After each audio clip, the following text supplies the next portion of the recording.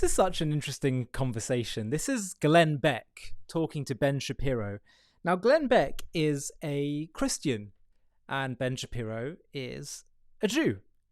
And they're talking about Trump's plan for Gaza. Trump is suggesting that America takes control, responsibility for the area, and separately that the people of Gaza be relocated.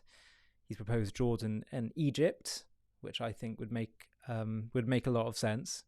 But the interesting thing here is that you have Glenn Beck, the non-Jew, saying, no, Gaza should not be taken by America. That's not a good idea. Gaza belongs to Israel.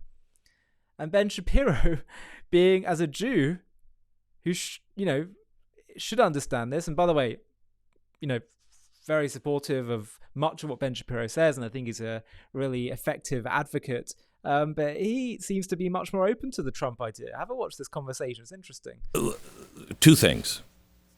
I don't want to own Gaza. I don't. Bad idea. Nobody wants to own Gaza. Yeah, nobody wants to own Gaza. That's a bad idea. I think this is a massive negotiation tactic. And like with everything with Donald Trump, if they said, okay, you rebuild, would he do it? Yeah, I think he would. But I don't think that's the plan. But he'd do it if the world said okay. I think this is a negotiation, and I'm hoping that's true. But I can't understand how Israel would even be for this. That's sacred land. I think this would be so bad in the spiritual sense for the United States to take that land. That belongs to Israel. Right. So, we can my view on Trump with the Middle East is basically just let him cook. Right. I mean, like he seems to know what he's doing over there. Right. But I think that what he's one of two things is happening with regard to his Gaza proposal. One is a syndicated real estate deal.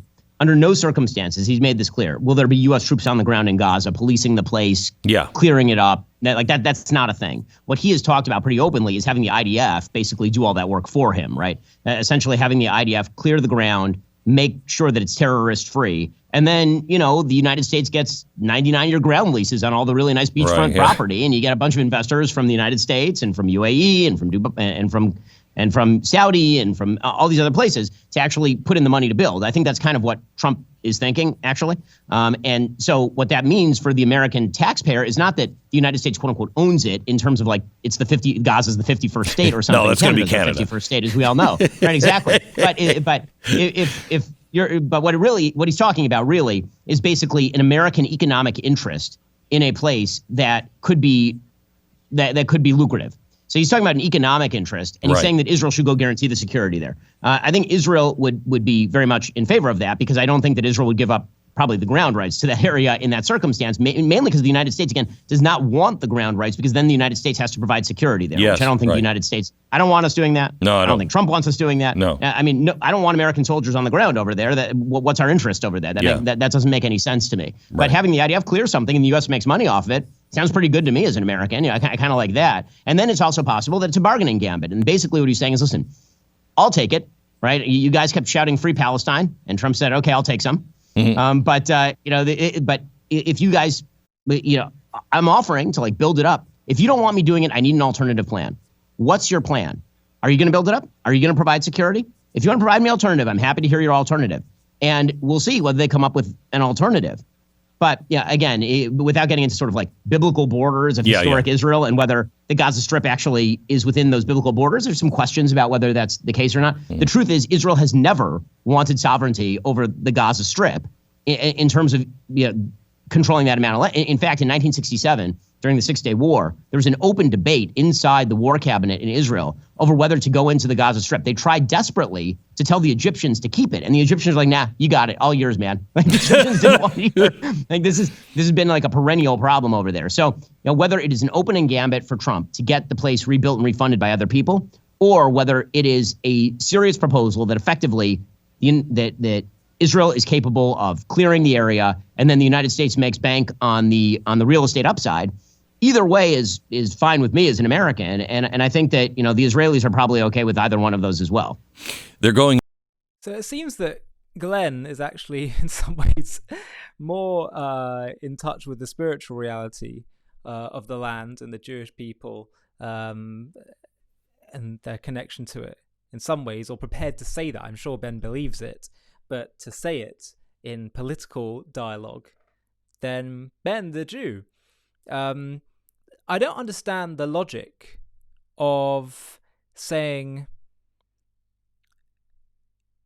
we are going to die for this land. We put so much of our resources, our people, our time, our money, blood, sweat and tears and pain and sacrifice for this land, and then we just give it up. It's interesting he talks about biblically. Gaza is absolutely part of God's promised eternal inheritance to the people of Israel. So both from just a sane political point of view, you fight so much over this land and sacrifice so much, and then you just give it up so easily on a whim. Especially when the proposal also includes relocating the people who have caused so much problem, who have shown themselves not to genuinely be interested in statehood and peace, but just be interested in trying to kill you and genocide you. So Trump's saying we'll move them, but then we'll take hold of it. I don't see why Israel should agree to that. So from a political standpoint, but from a spiritual standpoint too, Glenn is absolutely right to say that it won't be in America's interest. Now, it may well be that it's part of America's and Trump's plan in order to make a slow transition towards Israel controlling the land acceptable in international eyes, but usually I think we take Trump at his word. If that's what he wants to do, that's what he wants to do. And I have no doubt, by the way, that if Netanyahu responds to him and says, no, Israel should have this land, I think Trump would probably respect that. But we're not saying that. And again, I'm saying this with great respect to Shapiro and Netanyahu. But we should... It's funny how sometimes it takes non-Jews to help us realize who we are. And that seems to be going on in this case here with Glenn and Ben. Glenn understands the spiritual implications. The fact that it's an eternal inheritance for the people of Israel, this land, it means that actually we can't even give it up even if we wanted to. And there will never be a nation that will have sovereignty and make it their own homeland. They might annex it, they might have control of it. It's never going to be their homeland, because when God declares something, that is true eternally. And the land doesn't just belong to us. It's not ours to give away, because if it's an eternal inheritance, I can't give it up because it also belongs to my unborn children and grandchildren and great-grandchildren by divine decree.